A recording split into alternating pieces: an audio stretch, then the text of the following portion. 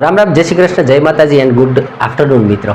આજે સન્ડે છે અને ઘણા બધા વિદ્યાર્થીઓ જે છે એના વોટ્સઅપમાં મેસેજ આવી રહ્યા છે કે સાહેબ ગ્રુપ ડી રિઝલ્ટનું કંઈક અપડેટ હોય તો આપો, અપડેટ આપો. એટલે મેં થોડા દિવસ પહેલાં વિડીયો બનાવેલો, પણ છતાં એમને હજી વાત હતી. અને ઘણાનું એવું છે સાહેબ કટ ઓફ શું છે, ફિઝિકલ ક્યારે આવશે, અમારે ફિઝિકલની તૈયારી કરવી કે ના કરવી, કંઈક અંદાજો આપો. જૂના જે કાંઈ રિઝલ્ટો આવ્યા છે એને ધ્યાને લઈને કંઈક ઓવરવ્યૂ કરો તો અમને એક આઈડિયા આવે. એટલે મેં એવું વિચાર્યું કે આ વિડીયોની અંદર આપણે થોડીક આખી એક્ઝામ વિશેનું જે કાંઈ માહિતી છે એ એબસન્ટ શું રહ્યા, પ્રેઝન્ટ કેટલા રહ્યા, પેપર કેવા હતા, કોને કેટલા માર્ક્સ બને છે અને અંદાજિત કટ ઓફ જે છે કેવું રહી શકે, તો કોને કહેવાય કે પીઈટી એટલે કે ફિઝિકલ એક્ઝામની તૈયારી કરવી. કારણ કે ઘણીવાર એવું બને છે કે રિઝલ્ટ આપતાની સાથે સાથે જ બીજા વીકની અંદર સીધી ડેટ આપી દે છે કે ભાઈ તમારી ફિઝિકલ એક્ઝામ જે છે આ સમયની અંદર રહેશે. તો ત્યારે તમારી પાસે સમય ઘટતો હોય છે.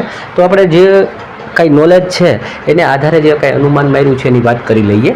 પહેલાં તો વાત કરીએ ગ્રુપ ડી 2025-26ની અંદર આખી એક્ઝામ જે છે એ કન્ડક્ટ કરવામાં આવી હતી અને 2026ના ફેબ્રુઆરી મહિના સુધી આમનું પેપર જે છે એ ચાલ્યું હતું.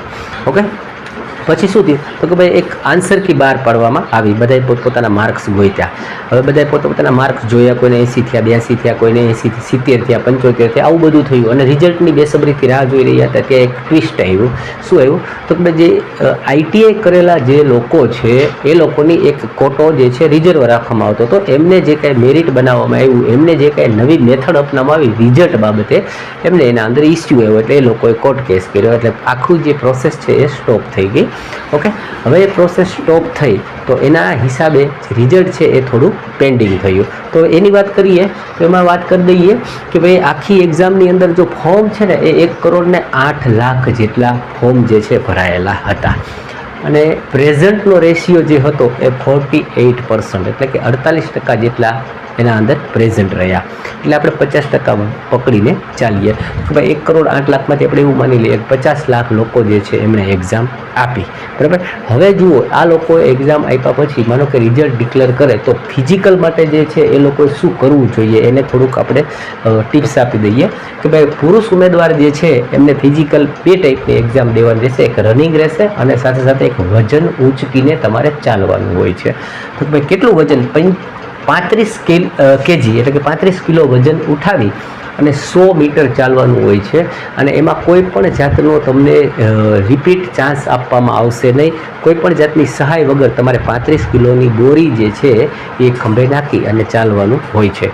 એ પડવી ના જોઈએ અને કોઈની હેલ્પ લેવાની રહેતી નથી. મહિલાઓ માટે 20 કિલો છે અને 100 મીટર ચાલવાનું છે. હવે આના માટે તમને પુરુષમાં 2 મિનિટ આપે છે, એવી રીતે મહિલાઓને પણ આ પ્રોસેસ માટે 2 મિનિટ આપવામાં આવે છે. એવી રીતે પુરુષ ઉમેદવારને જે રનિંગ છે એના અંદર શું છે તો કે 1000 મીટર એટલે કે 1 કિલોમીટર જે છે એનું રનિંગ કરવાનું રહે છે, જે 4.25 મિનિટ પુરુષોમાં આપવામાં, 4 મિનિટ ને 15 સેકન્ડ જેટલું. અને મહિલાઓની અંદર 1000 મીટર એને 5 મિનિટ ને 40 સેકન્ડ આપવામાં આવે છે. એટલે રનિંગ જે છે એ પોસિબલ છે કે થઈ જાય છે. પ્રોબ્લેમ આવે છે આ જે બેગ ઊંચકીને ચાલવાનું હોય છે, તમે ઊંચકવા જાઓ, ખંભેથી લસરી ગઈ, પડી ગઈ કે આ કોઈ પણ ટાઈપનો ફોલ્ટ થયો તો ત્યારે તમે ફાઉલ ગણાવો છો. એટલે જો તમને એવું લાગતું હોય કે હવે હું જે કંઈ આપણે મેરિટનો અંદાજ કરીએ એ પ્રમાણે કટ ઓફમાં તમારો ચાન્સ છે તો તમે આની પ્રેક્ટિસ અચૂકથી કરવા લાગજો. હવે જો સામાન્ય રીતે અત્યાર સુધી જે રિઝલ્ટો આવ્યા છે ને એની અંદર આપણે વાત કરીએ કે ભાઈ જનરલ કેટેગરી જે છે ને એને 70, 75 કે 72 આસપાસ જો તમારા રો માર્ક્સ થાય છે.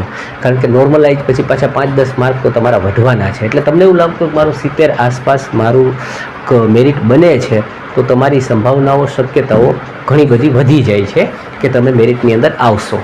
ઓબીસીની વાત કરીએ તો એમને જોઈએ તો ભાઈ 67 આજુબાજુ મારું માનવું છે કે 67 આસપાસ જો એમના માર્ક્સ થતા હોય તો એમનો ચાન્સ લાગી શકે છે. એવી રીતે ઈડબ્લ્યુએસ જે છે તો ઓબીસી ને ઈડબ્લ્યુએસ વચ્ચે બહુ ડિફરન્સ રહેતો નથી દર વખત, ક્યારેક તો પોઈન્ટનો જ હોય છે. એટલે 1-2 માર્ક એની આસપાસ, એટલે તમે 65-66 પકડીને ઈડબ્લ્યુએસ વાળા જે છે એ તમે ચાલી શકો.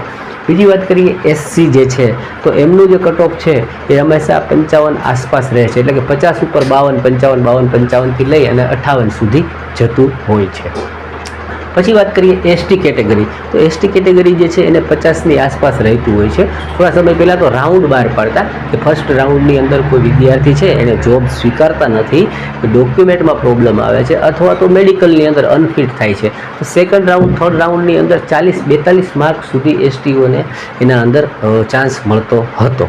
ઓકે, એટલે આ જે છે આપણે એક અંદાજ માર્યો છે, બની શકે આની આસપાસ થોડુંક ઉપર નીચે થઈ શકે.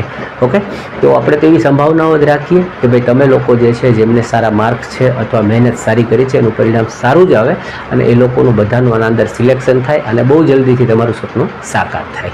ઓકે, તો આ કાંઈ જે મને લાગ્યું અત્યારે તમને માહિતી આપવી જોઈએ, જે તમારી ઇન્ક્વાયરી હતી, જે ટાઈપના મેસેજ મને વોટ્સઅપમાં આવી રહ્યા હતા, એટલે હેલ્પ માટે આપણે એક વિડીયો બનાવ્યો છે. વિડીયોને લાઈક અચૂકથી કરજો. નીચે એક કોમેન્ટની બાજુમાં હાઈપ લખેલું હોય છે, HYP. હાઈપ આપવાથી આપણી ચેનલ જે છે બીજા વિદ્યાર્થીઓ સુધી વિડીયોને પહોંચાડે છે. શક્ય હોય તો એટલું કરી શકો છો મારા માટે. બાકી ખુશ રહો, મસ્ત રહો, તંદુરસ્ત રહો ને એકદમ વ્યસ્ત રહો.